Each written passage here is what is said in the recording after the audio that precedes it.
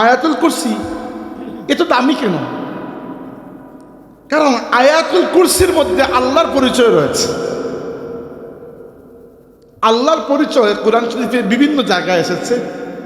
আমার মতে, যেটা আমি পড়ে বুঝতে পেরেছি, যে এরকম একটা সূরা আর একটা আয়াত আছে যে দুইটা একসাথে হয়ে আল্লাহর পরিচয়কে সবচেয়ে স্পষ্ট করে আমাদের সামনে তুলে দেয়। সূরাটি হচ্ছে সূরা ইখলাস, কুল হুয়াল্লাহু আহাদ, আর আয়াত হচ্ছে আয়াতুল কুরসি। যদি কোনো ব্যক্তি আয়াতুল কুরসি এবং সূরা ইখলাসকে একসাথে মিলিয়ে আল্লাহর পরিচয়কে জানতে চায়, পরিপূর্ণভাবে জানা তো সম্ভব নয়, কারণ আল্লাহ রাব্বুল আলামিন আমাদের মস্তিষ্কের ধারণ ক্ষমতার লিমিটেশনের অনেক ঊর্ধ্বে, কিন্তু মোটামুটি মানুষ হিসাবে আল্লাহর যতটুকু পরিচয় আমরা জানা উচিত। আমার বিশ্বাস সূরা ইখলাস এবং আয়াতুল কুরসি একসাথে মিলিয়ে কেউ যদি পড়ে তাহলে আল্লাহর পরিচয় সে জেনে যাবে ইনশাআল্লাহ। এবং পরিচয়টা কীভাবে, আমি একটা উদাহরণ বের করি আপনাদের জন্য।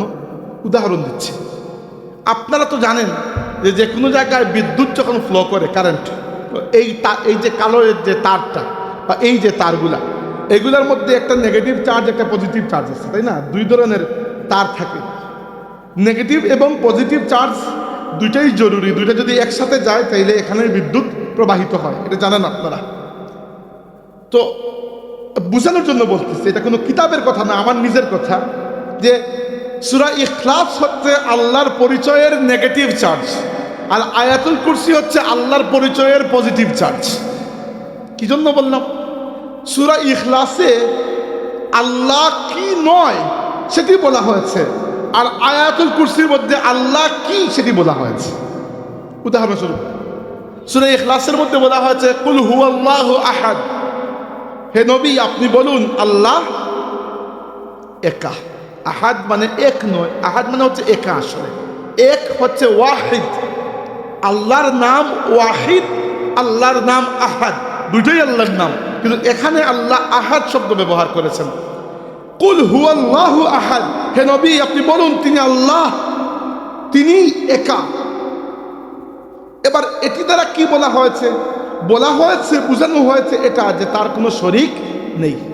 মানে এই আয়াত দ্বারা যাবতীয় শরীককে নিগেট করা হয়েছে, শরীককে সরিয়ে দেওয়া হয়েছে।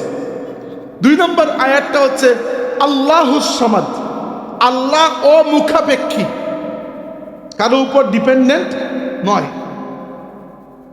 দুনিয়ার সব কিছু কোনো না কোনো কিছুর উপর ডিপেন্ডেন্ট, ইল্লাল্লাহ, একমাত্র আল্লাহ ব্যতীত।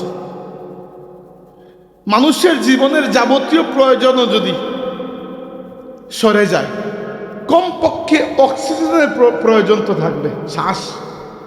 আল্লাহ তাবারাকা ওয়া তাআলা প্রত্যেকটা মাখলুককে মুহতাজ বানিয়েছেন, আল্লাহর মুহতাজ, আল্লাহর মুখাপেক্ষী, এবং মুখাপেক্ষিতা ছাড়া একমাত্র একজনই, তিনি হচ্ছেন আল্লাহ তাবারাকা ওয়া তাআলা। তো আমরা যখন বলি আল্লাহুস সামাদ, আল্লাহ পরিপূর্ণ, স্বয়ংসম্পূর্ণ, এর দ্বারা কি বোঝানো হচ্ছে? নেগেটিভ চার্জ কোনটা? যে আল্লাহ কারো মুখাপেক্ষী নয়। 3 নম্বর বলা হচ্ছে লাম ইয়ালিদ ওয়া লাম ইউলাদ। লাম ইয়ালিদ, তিনি কাউকে জন্ম দেন নাই, ওয়া লাম ইউলাদ, তাকেও কেউ জন্ম দেন নাই। এর দ্বারা কি বোঝানো হচ্ছে? এর দ্বারা আমরা খ্রিস্টানদের বাতিল আকীদাকে নাকচ করছি। খ্রিস্টানরা বলে যে আল্লাহ তাবারাকা ওয়া তাআলা ঈসা আলাইহিস সালামকে জন্ম দিয়েছেন, নাউযুবিল্লাহ। ঈসা আলাইহিস সালামকে তারা আল্লাহর পুত্র মনে করে, এবং খ্রিস্টানরা শুধু যে পুত্র বলতে সম্মানের চোখে বলে এটা নয়, তারা মনে করে আল্লাহর ঔরসজাত সন্তান, নাউযুবিল্লাহ। তো আমরা খ্রিস্টানদের বাতিল আকীদাকে নেগেট করেছি। প্রথম আয়াতে আমরা কি বলেছিলাম? আল্লাহ, কুল হুয়াল্লাহু আহাদ, হে রাসূল আপনি বলুন তিনি আল্লাহ, যিনি একা। এর দ্বারা আমরা যত মূর্তি পূজারী ধর্ম আছে সবগুলো ধর্মকে নাকচ করেছে, যে আল্লাহ একা, আল্লাহ কোনো শরীক নাই। মনে রাখবেন, দুনিয়ার ইতিহাসে যত ধর্ম এসেছে সেগুলা আসমানি ধর্ম হোক, হক ধর্ম, অথবা বাতিল ধর্ম হোক, কেউ আল্লাহকে অস্বীকার করে নাই। সমস্যা করেছে কোন জায়গায়? যে আল্লাহকে স্বীকার করেছে, কিন্তু আল্লাহর সাথে আরো বিভিন্ন ছোটখাটো ক্ষুধা লাগিয়ে দিয়েছে। এটাই হচ্ছে সমস্যা দুনিয়ার সব ধর্মে। এমনকি আরবের মূর্তি পূজারী যারা মুশরিক, যাদের কাছে আমার নবী ইসলামের দাওয়াত নিয়ে এসেছেন, কোরআন শরীফে আল্লাহ বলেছেন ওয়ালাইন সাআলতাহুম মান খালাকাস সামাওয়াতি ওয়াল আরদা লায়াকুলুনাল্লাহ। হে রাসূল, যদি এদেরকে জিজ্ঞেস করেন যে আসমান এবং জমিন কে সৃষ্টি করেছে, তারা বলবে আল্লাহ সৃষ্টি করেছেন। তাহলে আপনি বলবেন তাহলে নবীর কাজ কি? এরা যদি জানে নবীর কাজ হচ্ছে তারা আল্লাহর সাথে লাত, মানাত, উজ্জা, হুবল নানান রকমের দেবদেবী লাগিয়ে দিয়েছিল, তারা এদেরকে আল্লাহর কন্যা মনে করতো নাউজুবিল্লাহ, এবং এদেরকে পূজাও করত, উপাসনা করত।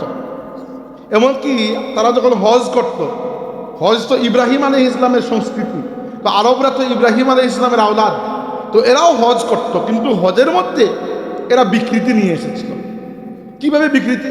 ধরেন আমরা যে তালবিয়া পাঠ করি হজের সময়, লাব্বাইক আল্লাহুম্মা লাব্বাইক, এরপরে লাব্বাইক লা শারীকা লাকা লাব্বাইক ইন্নাল হামদা ওয়ান নি'মাতা লাকা ওয়াল মুলক লা শারীকা লাক।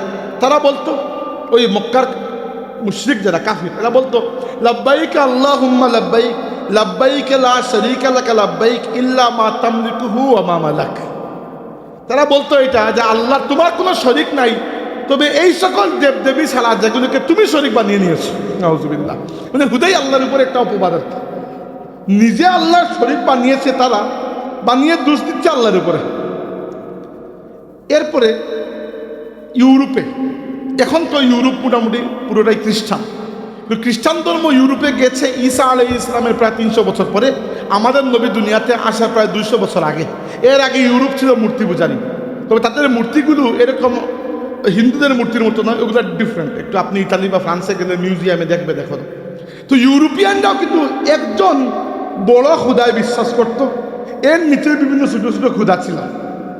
বড় যে খুদা তারা মানত, এটার নাম ছিল জিউস, ZEUS, জিউস। জিউসকে বলা হতো ফাদার অফ দি গডস, খুদাদের পিতা, আর বাকিরা খুদাদের পুত্র, এই বড় পিতার পুত্র। তার মানে দুনিয়ার বেশিরভাগ সভ্যতায় একজন বড় স্রষ্টাকে, খুদাকে মানা হতো, আর নিচে ছোট ছোট ছোট ছোট আরো বিভিন্ন স্রষ্টা বা খুদাকে লাগিয়ে দেওয়া হতো। যখনই আপনি বলবেন কুল হুয়াল্লাহু আহাদ, যেন আপনি একটা তরবারি দিয়ে যত মিথ্যা খুদা সবগুলোকে কেটে ফেলেছেন। এটাই বলছি আমি, নেগেটিভ চার্জ কি জন্য বলছি, যে আল্লাহর সাথে যাবতীয় শিরিক সবগুলোকে আপনি নাকচ করে দিলেন, নেগেট করে দিলেন। আল্লাহুস সামাদ, অনেকেই মনে করে, যেমন পৃথিবীতে এরকম বহু ধর্ম আছে যারা মনে করে যে বিভিন্ন দেবদেবীর পূজা করলে এই পূজার মাধ্যমে বড় যিনি খুদা উনি শক্তি পান। তার মানে হচ্ছে যে আপনার পূজার উপর খুদা নির্ভরশীল, তাই না? বুঝাচ্ছে। কিন্তু আল্লাহ কি বলছেন? আল্লাহুস সামাদ, আল্লাহ অমুখাপেক্ষী, আল্লাহ ইনডিপেন্ডেন্ট, কারোর উপর ডিপেন্ডেন্ট নয়। তুমি ইবাদত করলেও আল্লাহ কিছু যায় আসে না, তুমি ইবাদত না করলেও আল্লাহ কিছু যায় আসে না। এরপরে বলেছেন লাম ইয়ালিদ ওয়া লাম ইউলাদ, না আল্লাহ কাউকে জন্ম দিয়েছেন, না আল্লাহকে কেউ জন্ম দিয়েছে। ওয়া লাম ইয়াকুল লাহু কুফুয়ান আহাদ, এটা দ্বারা কি না করা হয়েছে? এটা দ্বারা না করা হয়েছে এইটা, এখানে কি বলা হয়েছে? ওয়া লাম ইয়াকুল লাহু কুফুয়ান আহাদ, কারো ক্ষমতা নাই, সক্ষমতা নাই আল্লাহর বরাবর সমকক্ষ হবে।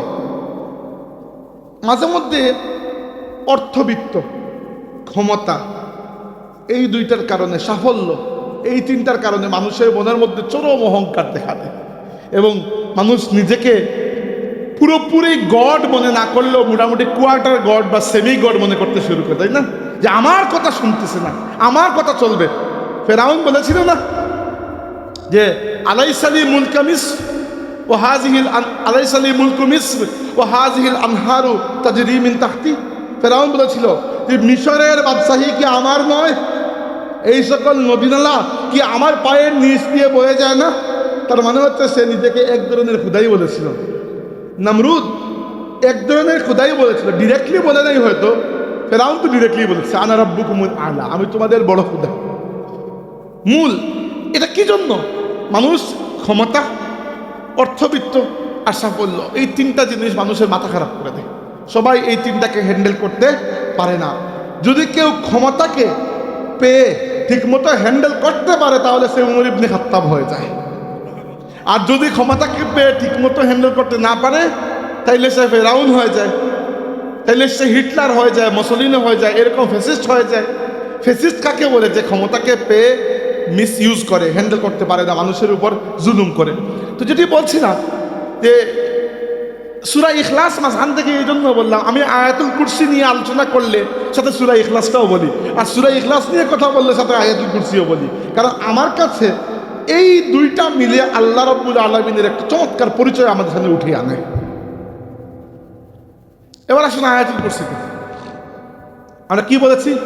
আয়াতুল কুরসি হচ্ছে আল্লাহর পরিচয়ের পজিটিভ চার্জ, সূরা ইখলাস নেগেটিভ চার্জ, মানে আল্লাহ কি নয়, আল্লাহর কোনো শরীক নাই, আল্লাহ কারো উপর নির্ভরশীল নয়, আল্লাহ কাউকে জন্ম দেন নাই, তাকেও কেউ জন্ম দেয় নাই, খালি নাই, খালি না না করা হচ্ছে এখানে।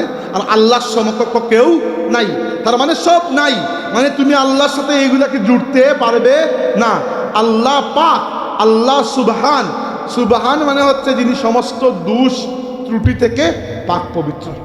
এবার আসুন আল্লাহ কি সেটা জানি। বলা হয়েছে আল্লাহু লা ইলাহা ইল্লা হুয়াল হাইয়ুল কাইয়্যুম। আল্লাহ লা ইলাহা ইল্লাহু, তিনি ছাড়া আর কোনো মাবুদ নাই। এটা তো বুঝাই দেওয়ার কিছু নাই, এটা বুঝতে পারতেছেন। আল হাইয়ুল কাইয়্যুম, এখানে একটু বোঝার বিষয় আছে। আল্লাহ রাব্বুল আলামিনের বিভিন্ন নাম রয়েছে। এই নামগুলা কে দিয়েছে জানেন? এই নামগুলো আল্লাহ নিজেই নিজেকে দিয়েছেন। আল্লাহর নাম দুই প্রকার। কয় প্রকার? দুই প্রকার। এক প্রকার হচ্ছে ইসমে জাত, আরেক প্রকার ইসমে সিফাত। ইসমে জাত মানে হচ্ছে আল্লাহর নিজস্ব সত্তাগত নাম। এইরকম নাম শুধু একটাই, সেটা হচ্ছে আল্লাহ। সেটা কি? আল্লাহ। আর বাকি সমস্ত নাম হচ্ছে সিফাত বা গুণবাচক নাম। আল্লাহ রাব্বুল আলামিন যে কাজগুলো করেন, আল্লাহ সেই কাজের এগেনস্টে নিজের জন্য পছন্দ করে নিজের একটা নাম দিয়ে দিয়েছেন। এই নাম আমি দিই নাই, আল্লাহকে রহমান রাহিম আমি বলি নাই, আল্লাহ নিজেই তাকে রহমান রাহিম বলেছেন। এবং এই নামগুলো গুরুত্বপূর্ণ কি জন্য জানেন? আমাদের নবী সাল্লাল্লাহু আলাইহি ওয়াসাল্লাম বলেছেন যে আল্লাহর নামের ওসিলা দিয়ে আল্লাহর কাছে কিছু চাইলে আল্লাহ হাতকে খালি ফিরিয়ে দেন না। সেটা তো গুরুত্বপূর্ণ বোঝা গেছে, তাই না? এটা আপনি বলবেন যে এত নাম কোনটা ধরে চাইব? নাম তো আল্লাহ রাব্বুল আলামিনের কয়টা গুণবাচক নাম? 99টা। 99 থেকে বেশি আসে। 99 যেটা আপনারা পড়েছেন ওইটা ঠিক আছে, ওইটা ভুল নয়, এটা কারেক্ট। কিন্তু আমি আরও বেশি পেয়েছি, হাদিসের মধ্যে খুঁজলে আরও পাবেন। যেমন আপনার 99 নামের মধ্যে কিন্তু আল্লাহর একটা নাম নাই, যেটা আপনি নিজেও জানেন, সেটা হচ্ছে শাফি। রাসূল সাল্লাল্লাহু আলাইহি ওয়াসাল্লাম আল্লাহকে শাফি বলে ডেকেছে। শাফি মানে শিফাদানকারী। 99 নামের মধ্যে আমি কিন্তু এটা খুঁজে পাইনি। 99 নাম ভুল নয়, ওগুলো ঠিক আছে, বাট আল্লাহর উলামায়ে কেরাম বলেছেন 200-র উপরে নাম রয়েছে, 200-র উপরে। তো এবং আপনি খতমে খাজেখানের মধ্যে যে নামগুলো পড়ে অনেক, এগুলাও আল্লাহর গুণবাচক, তাহলে গুণবাচক নাম অনেকগুলা। এবার আপনি বলবেন যে ভাই এত নাম তো মুখস্থ করে আমার তো কঠিন হয়ে যায়, একটু সংক্ষেপ করে দেন। এই জন্য সংক্ষেপের একটা কনসেপ্ট হচ্ছে আল্লাহ রাব্বুল আলামিনের নামসমূহ সবগুলাই হচ্ছে সুন্দর, সবগুলাই হচ্ছে পাক পবিত্র নাম। এর মধ্যে কিছু নামকে ইসমে আজম বলা হয়। আসমা, আল্লাহর আসমাউল হুসনা যেগুলা সুন্দর নাম, এর মধ্যে কিছু নাম আছে যেগুলা অন্য নামের তুলনায় মহান নাম। সবগুলা নামই মহান, নাউজুবিল্লাহ। এমন নয় যে আল্লাহর বাকি নামগুলো মহান নয়, সবগুলা নামই মহান, কিন্তু মহানের মধ্যে একটু বেশি মহান কিছু নাম আছে। আমাদের নবী সাল্লাল্লাহু আলাইহি ওয়াসাল্লাম বলেছেন যে এই নাম মুখে নিয়ে যে ব্যক্তি আল্লাহর দিকে মুতাওয়াজ্জা হয়, আল্লাহ কখনো তাকে খালি ফিরিয়ে দেন না। বিষয়টা হচ্ছে আমাদের নবী সাল্লাল্লাহু আলাইহি ওয়াসাল্লাম এক্স্যাক্টলি বলেন নাই এটা কোন নাম, জাস্ট ইঙ্গিত দিয়েছেন। ইঙ্গিত থেকে আমরা বুঝতে পারি যে 4টা নামের মধ্যে এই ইসমে আজম রয়েছে। কয়টা নামের মধ্যে? 4টা নাম। এই 4টা নাম আবার 2 সেটে বিভক্ত। এক সেট হচ্ছে রহমান রহিম, আরেক সেট হচ্ছে আল হাইয়ু এবং আল কাইয়ুম। এক সেট আর রহমান আর রহিম, শুধু রহমান রহিম বলবেন না, আর রহমান আর রহিম। আর আরেকটা সেট হচ্ছে আল হাইয়ু এবং আল কাইয়ুম। এই যে এই দুইটা আর এই দুইটা, এই 4টায় 2 সেট হয়। কারণ কি, আমাদের নবী সাল্লাল্লাহু আলাইহি ওয়াসাল্লাম কিছু আয়াতের দিকে ইঙ্গিত করে বলেছেন এই আয়াতগুলোর মধ্যে ইসমে আজম রয়েছে। যেমন আল্লাহু লা ইলাহা ওয়া ইলাহুকুম ইলাহুম ওয়াহিদ লা ইলাহা ইল্লা হুয়ার রহমানুর রহিম। নবী বলেছেন এই আয়াতের মধ্যে ইসমে আজম রয়েছে। তাহলে এই আয়াত খুঁজে দেখেন, এই আয়াতের মধ্যে আর রহমান আর রহিম নাম আছে কিনা? আছে। আল্লাহ নবী বলেছেন সূরা আলে ইমরানের প্রথম আয়াতের মধ্যে ইসমে আজম রয়েছে, আলিফ লাম মিম আল্লাহু লা ইলাহা ইল্লা হুয়াল হাইয়ুল কাইয়্যুম। তাই তার মধ্যে বোঝা গেল আল হাইয়্যু আল কাইয়্যুম এই দুইটা, অথবা আর রহমানু আর রহিমু এই দুইটা, এই চারটার মধ্যে ইসমে আজম ইনশাআল্লাহ রয়েছে। আমার মতে চারটাই পড়েন, এগুলো তো পড়তে এত কঠিন না। আপনি যখন দোয়া করবেন, দোয়ার মধ্যে তো আল্লাহকে ডাকবেন, তাই না? একটা কমন ডাক আল্লাহুম্মা। আল্লাহুম্মা মানে কি? আল্লাহুম্মা মানে হচ্ছে ইয়া আল্লাহ। আল্লাহুম্মা মানেই হচ্ছে ইয়া আল্লাহ। আমরা বলি না ইয়া আল্লাহ, হে আল্লাহ। ওই হে আল্লাহ ওই শব্দটিকে আল্লাহ হুম্মাও বলা যায়, ইয়া আল্লাহও বলা যায়। আমরা যে বাংলা ভাষায় ও বা হে বলে ডাক দিই, এ ভাই এদিকে আসেন, এইরকম হে কে ইসমে ইশারা, আরবি ভাষায় বলা হয় ইসমে ইশারা। ইসমে ইশারা কোনটা সবচেয়ে কমন হচ্ছে ইয়া, ইয়া বলে ডাক দেওয়া। ইয়া রাজুল, হে ব্যক্তি। তো আল্লাহকেও এরকম ডাক দিতে পারি আমরা, ইয়া আল্লাহ অথবা আল্লাহুম্মা, এটা সবচেয়ে কমন।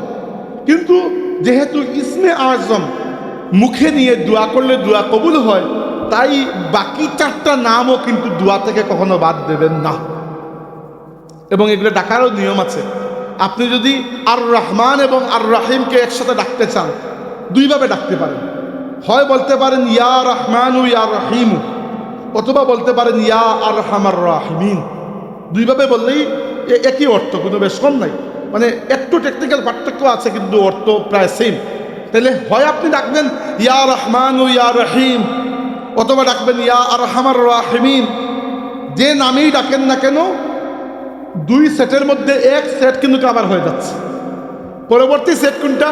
ইয়া হাইয়ু ইয়া কাইয়ুমু। মানে ইয়া হাইয়ু আল্লাহর নাম নয়, আল্লাহর নাম হচ্ছে আল হাইয়ু। আর ইয়া কাইয়ুমু আল্লাহর নাম নয়, আল্লাহর নাম হচ্ছে আল কাইয়ুমু। কিন্তু ইয়া কেন লাগাচ্ছেন? যখন আপনি ডাকবেন, ডাকার সময় সামনে একটা হে লাগিয়ে দেবেন। বাংলা ভাষায় যাকে হে বলি, আরবি ভাষায় বলা হয় ইয়া। অতএব ইয়া হাইয়ু ইয়া কাইয়ুম। এবং মনে রাখবেন, বেশিরভাগ আলিম ওলামার মধ্যে ইয়া আল হাইয়ু এবং আল কাইয়ুম এই দুইটার নাম হচ্ছে আল্লাহর ইসমে আজম, আল হাইয়ু এবং আল কাইয়ুম। এবং আমাদের নবী সাল্লাল্লাহু আলাইহি ওয়াসাল্লামের আমল ছিল, যে কোনো বিপদ আপদে একেবারে শুরুর দিকে, প্রথম দিকে আমাদের নবী তিনটা দোয়া পড়তেন। কয়টা? তিনটা। শিখাইয়া দিলে পড়বেন তো বিপদ আপদে, পরে ফোন করবেন অন্যরে যে ভাই বাসা, পরে অন্য কিছু করবেন দুনিয়াবি যে কোনো তদবির। প্রথমেই আমাদের নবী সাল্লাল্লাহু আলাইহি ওয়াসাল্লাম যে কোনো বিপদ আপদ, খালি বিপদ নয়, পেরেশানি মুশকিল মুসিবত যা কিছু, মনের কষ্ট, শারীরিক অসুবিধা, উম্মতের কোনো অসুবিধা, যে কোনো জায়গায় প্রথমত আমাদের নবী সাল্লাল্লাহু আলাইহি ওয়াসাল্লাম তিনটা দোয়া পড়তেন। প্রথমটা পড়তেন আমাদের বাবা ইব্রাহিম আলাইহিস সালামের দোয়া। আমাদের বাবাকে যখন অগ্নিকুণ্ডে নিক্ষেপ করা হচ্ছিল, আমাদের বাবা ইব্রাহিম খলিলুল্লাহ বলেছিলেন হাসবিয়াল্লাহু ওয়া নি'মাল ওয়াকিল। বলেন তো, হাসবিয়াল্লাহু ওয়া নি'মাল ওয়াকিল। এইটা নাম্বার 1। 2 নম্বর রাসূলুল্লাহ সাল্লাল্লাহু আলাইহি ওয়াসাল্লাম পড়তেন ইয়া হাইয়ু ইয়া কাইয়ুমু বিরহমাতিকা আস্তাগীস।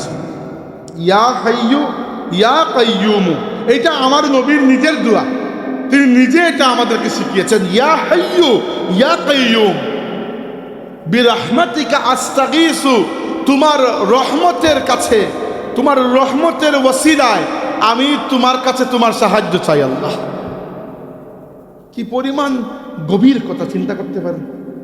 ছোট্ট কথা কিন্তু গভীর কথা। ইয়া হাইয়ু ইয়া কাইয়ুম বিরহমাতিকা আস্তাগীসু, নাম্বার 2। নাম্বার 3, আচ্ছা প্রথমটা আমাদের বাবা ইব্রাহিম আলাইহিস সালামের দোয়া, হাসবিয়াল্লাহু ওয়া নি'মাল ওয়াকিল। 2 নম্বরটা আমাদের নবী, আমাদের হাবিব সাল্লাল্লাহু আলাইহি ওয়াসাল্লামের দোয়া, ইয়া হাইয়ু ইয়া কাইয়ুম বিরহমাতিকা আস্তাগীসু। 3 নম্বরটা খুদ আল্লাহ শিখিয়ে দিয়েছেন। রাসূলুল্লাহ সাল্লাল্লাহু আলাইহি ওয়াসাল্লাম বলেছেন, আল্লাহ আমাকে আমার উম্মতের জন্য জান্নাতের খাজানা সমূহের মধ্যে একটা খাজানা আল্লাহ আমাকে দিয়ে দিয়েছেন দুনিয়াতে। এই খাজানা কি? এই খাজানা হচ্ছে লা হাওলা ওয়ালা কুওয়াতা ইল্লা বিল্লাহ। বলেন লা হাওলা ওয়ালা কুওয়াতা ইল্লা বিল্লাহ। এবং মনে রাখবেন এইটা হচ্ছে ফেরেশতাদের মূল কালিমা। আমাদের যেরকম কালিমা তাইয়্যিবা আছে না, আমরা যেরকম ইবাদত বন্দেগী করি যখন, তখন মূলত মূল যে ইবাদতগুলো করি, জিকির করলে লা ইলাহা ইল্লাল্লাহ, এটাই আমাদের মূল জিকির। কারণ আমাদের নবী বলেছেন আফদালুল জিকরি লা ইলাহা ইল্লাল্লাহ, শ্রেষ্ঠ জিকির হচ্ছে লা ইলাহা ইল্লাল্লাহ। ফেরেশতাদের মূল আমল কি জানেন? ফেরেশতাদের মূল আমল হচ্ছে এইটা, লা হাওলা ওয়ালা কুওয়াতা ইল্লা বিল্লাহ। এবং কি উলামা কেরাম লিখেছেন, ফেরেশতা জিবরাইল আলাইহিস সালামকে যখন আল্লাহ সৃষ্টি করেছেন, জিবরাইলের তার ফেরেশতার জীবনের, আমার জীবন তো মানুষের জীবন, জিবরাইলের তো ফেরেশতার জীবন, ফেরেশতার জীবনের প্রথম যে বাক্য তিনি পড়েছেন এটা হচ্ছে লা হাওলা ওয়ালা কুওয়াতা ইল্লা বিল্লাহ।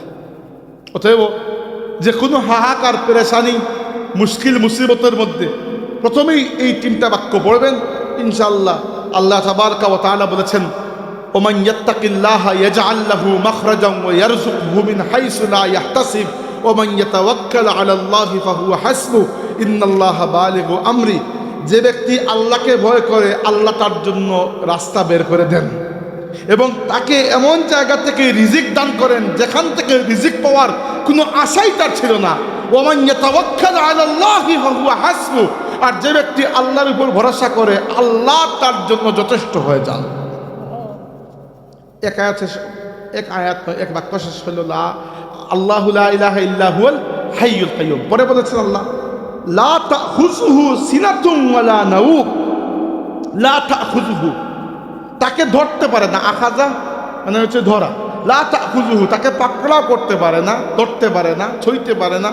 সিনাতুন ওয়ালা নাওম, নাওম মানে হচ্ছে ঘুম, সিনাতুন মানে হচ্ছে তন্দ্রা।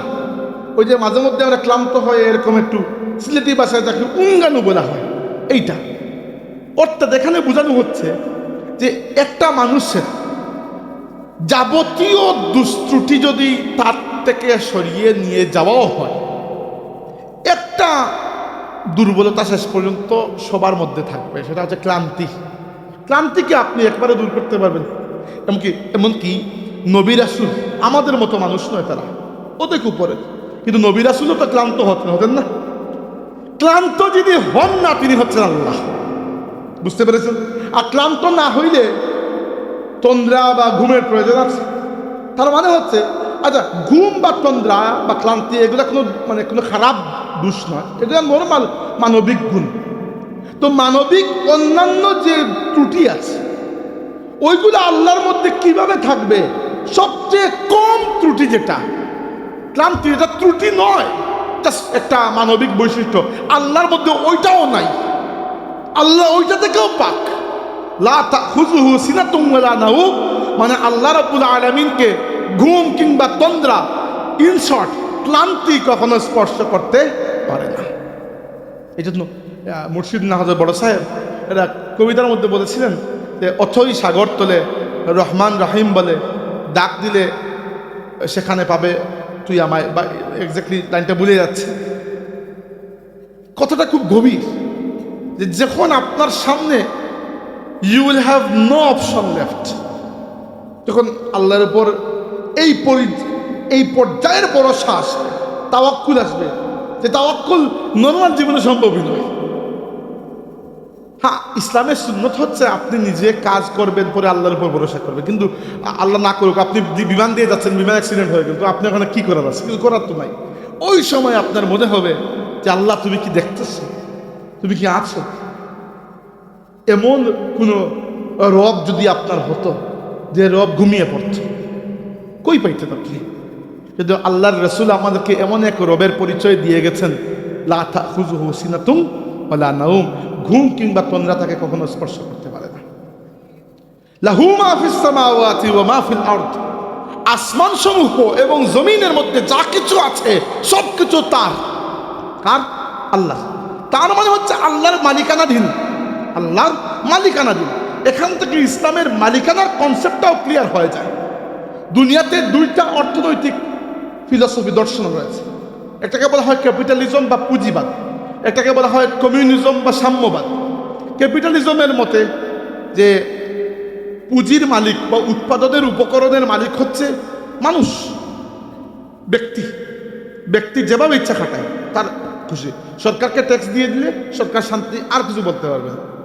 কমিউনিজমের কনসেপ্ট হচ্ছে সমস্ত সম্পদের মালিক রাষ্ট্র। ইসলাম দিয়েছে অন্য একটা কনসেপ্ট। ইসলাম বলেছে আসল ভাবে প্রকৃত মালিকানা কার হাতে? আল্লাহ। তাহলে তোমার হাতে কি? তোমার হাতে হচ্ছে ব্যবহারের অধিকার, তোমার হাতে ব্যবহারের অধিকার। এখন দেখেন, আপনি আমাকে বললেন উদাহরণস্বরূপ যে ভাই আপনার ফোনটা একটু দেন, আমার ফোনটা ডেড হয়ে গেছে, আমি আমার ঘরে একটা ফোন দিব। তো এই ফোনটা এতটুকু পর্যন্ত ব্যবহারের অনুমতি আমি আপনাকে দিয়েছি যে আপনি ঘরে একটা ফোন দিতে পারবেন। এর মানে কি আপনি আমার গ্যালারির মধ্যে ঢুকে ছবি দেখে ফেলবেন? এটা খাটবে। কারণ কি, আপনার তো ফোন মালিকানা তো আমার, আমি আপনাকে একটা লিমিটেড ব্যবহারের অনুমতি দিয়েছি, তাই না? তো এটা দুনিয়াবি উদাহরণ দিলাম, আপনারা তুলনা মনে করবেন না, বোঝানোর জন্য বলেছি।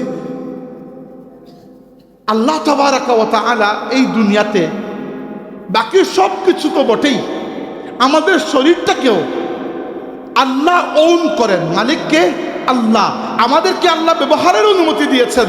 অতএব ব্যবহারটা করতে হবে আল্লাহর রাজামন্দির ভেতরে ভেতরে, আল্লাহর সন্তুষ্টির বাইরে এর কোনো ব্যবহার চলবে না। আজকের যুগে ইউরোপ আমেরিকায় গেলে দেখবেন মানুষ নিজের শরীরকে ইচ্ছা মতো কাটাছাড়া করছে, ট্যাটু আঁকে, পিয়ার্সিং করে, বিভিন্ন শরীরের মধ্যে কাটাছেড়া, এরপরে জেন্ডার পরিবর্তন করে পুরুষ অপারেশন করে নারী হয়ে যায়, নাউজুবিল্লাহ। নারী অপারেশন করে পুরুষ হয়ে যায়। আমরা এটা কখনো পারবো না। কেন জানেন? কারণ আমরা বিশ্বাস করি যে আমার শরীরের উপরও মালিকানা আমার রবের, আল্লাহর। লাহু মা ফিস সামাওয়াতি ওয়া মা ফিল আরদ, আসমান সমূহ এবং জমিনের মধ্যে যা কিছু আছে সব কিছুর মালিকানা কার? আল্লাহর। ব্যবহার করতে পারবেন, নো প্রবলেম। আল্লাহ তো সব কিছু আপনার জন্য দিয়েছেন। ওয়া সাখখারা লাকুমুল শামসা ওয়াল কমারা দাইবাইনি ওয়া সাখখারা লাকুমুল লাইলা ওয়ান নাহার ওয়া সাখখারা লাকুম, আল্লাহ বলেছেন সব কিছুকে তোমাদের জন্য মুসাখখার করে দিয়েছি, ব্যবহারের উপযোগী করে দিয়েছি। মান যাল্লাযী ইয়াশফাউ ইনদাহু ইল্লা বিইজনিহি, আল্লাহ বলছেন হাসরের ময়দানের কথা। কে আছে? মান যাল্লাযী, কে আছে? ইয়াশফাউ, শাফাআত করবে, সুপারিশ করবে, ইনদাহু, তার কাছে, আল্লাহর কাছে, ইল্লা বিইজনিহি, সে ব্যতীত যাকে খুদ আল্লাহ সুপারিশ করার অনুমতি দান করেছেন। মানে এটা দ্বারা আল্লাহ বুঝাচ্ছেন কি? বুঝাচ্ছেন এই কথা, যে কথা সূরা ফাতিহায় পড়েছিলেন 3 নম্বর আয়াতে। কি বলেছিলেন? মালিকি ইয়াউমিদ্দিন। এক্স্যাক্টলি মালিকি ইয়াউমিদ্দিন কথাটা কি আল্লাহ ভিন্নভাবে বলেছেন এখানে। হাসরের দিনের শুধু বাদশাহ যে আল্লাহ তা নয়, আল্লাহ হাসরের দিনের মালিক। বাদশাহ আর মালিকের মধ্যে পার্থক্য আছে। আল্লাহ শুধু বাদশাহ নয়, বাদশাহ তো বটেই, আল্লাহ মালিক। এজন্য আল্লাহ বলছেন মান যাল্লাযী ইয়াশফাউ ইনদাহু ইল্লা বিইজনি, কে আছে যে আল্লাহর কাছে সুপারিশ করে আল্লাহর বিচারকে অন্য দিকে প্রবাহিত করবে? ইল্লা বিইজনি, তবে সে ব্যতীত যাকে আল্লাহ অনুমতি দিয়েছেন। আর যাকে আল্লাহ অনুমতি দিয়েছেন, কাকে কাকে দিয়েছেন এত কিছু তো জানি না, একজনের ব্যাপারে জানি, আল্লাহ রাব্বুল আলামিন, আপনার আমার নবী, তাজদারে কাউনাইন, ইমামুল আম্বিয়া, সৈয়দুল মুরসালিন, খাতামান নবিয়্যিন, আল মুস্তাফা ওয়াল মুজতাবা, জনাবে মুহাম্মদুর রাসূলুল্লাহ সাল্লাল্লাহু আলাইহি ওয়াসাল্লামকে দুনিয়াতে থাকা অবস্থায় কিয়ামতের ময়দানে আল্লাহর কাছে তার প্রত্যেকটা উম্মতের জন্য সুপারিশ করার অনুমতি দুনিয়াতে দান করে এরপরে দুনিয়া থেকে বিদায় দিয়েছেন। আসা আন ইয়াবআসাকা রাব্বুকা মাকামান মাহমুদা, আল্লাহ বলেছেন কিয়ামতের ময়দানের কথা যে আপনার রব আপনাকে মাকামে মাহমুদ দান করবেন। এর থেকে প্রশংসার কোনো জায়গা আর হয় না। আল্লাহ বলেছেন ওয়ালা সাউফা ইউতিকা রাব্বুকা ফাতারদা, আপনার রব আপনাকে এত দেবেন, এত দেবেন, এত দেবেন যে আপনি সন্তুষ্ট হয়ে যাবেন। আর আমার নবী বলেছেন আমার একটা উম্মত, যে আমার উম্মত দাবি করে একটা মানুষ জাহান্নামে থাকা অবস্থায় আমি নবী কখনো সন্তুষ্ট হব না।